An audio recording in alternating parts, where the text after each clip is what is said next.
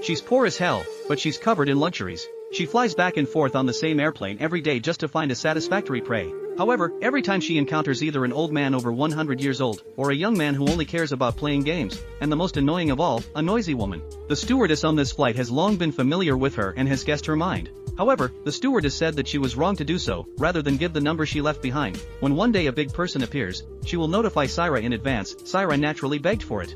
Soon the flight attendant's side brought good news, a billionaire showed up. Syra took out the brightest dress, in the eyes of the stewardess signaled, sat next to the tycoon. See, the tycoon did not look at more, she took the initiative to voice, to attract the attention of the tycoon, said he was a little afraid of flying, and introduced himself as a designer who returned to the United States. The tycoon also made an introduction, the two people back and forth, chatting very much. In the Syra's powerful offensive, the tycoon soon took her home to see her parents, the family. The surface of the happy and harmonious, behind the scenes the rich man's mother has long investigated the Syra. No, Syra has long dropped out of high school.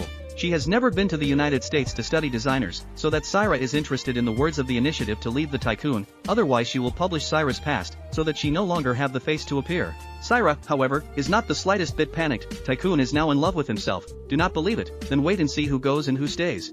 Next night, Tycoon's mother was awakened by a doorbell. Tycoon pulled Syra to announce to her, the two have received a certificate, handle everything. Syra face proud, Tycoon's mother cannot say anything else. Married into the rich family, Syra has given birth to 2 children. Every day to do is to drive a luxury car to transport the children, and the broad wife of the afternoon tea date. A high and mighty look also attracted a lot of people's jealousy. Who would have thought that now she is so beautiful and unlimited? But as a child she was born in the slums of the ugly. Even her mom wanted to vomit when she looked at her, so she suffered a lot of stares. Even if she got into a prestigious school with her own hard work, she still couldn't get the support of her family, and she had to rely on doing hard labor to get her daily living expenses in exchange from her dad. However, before she even got to school, she was robbed by the gangsters next door, and she was powerless to fight back, so she could only go to school on a hungry stomach.